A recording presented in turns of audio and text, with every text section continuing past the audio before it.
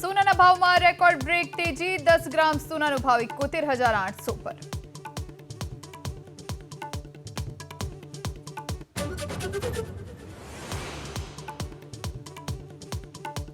પરસોત્તમ રૂપાલા અને મનસુખ માંડવિયા આજે દિલ્હીમાં કેન્દ્રીય કેબિનેટમાં આપશે હાજરી. સાંસદ તરીકે માંડવિયા અને રૂપાલાની મુદત પૂર્ણ.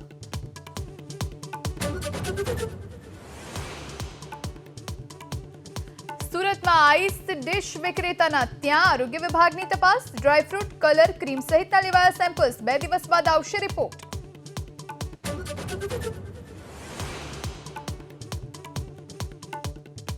સુરતમાં તાંત્રિક વિધિના બહાને રૂપિયા પડાવનાર ઢોંગી રાજસ્થાનથી ઝડપાયો. સોશિયલ મીડિયામાં મૂકતો જાહેરાત. વેપારી પાસેથી પડાવ્યા હતા 15 લાખ.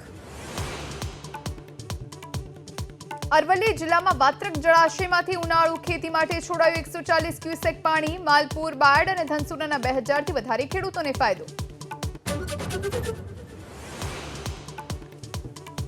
7.5ની તીવ્રતાના ભૂકંપના આંચકાથી ધણધણ્યું તાઇવાન. અનેક ઇમારતો ધરાશયી. સુનામીનું એલર્ટ. 25 વર્ષનો સૌથી ભયાનક ભૂકંપ.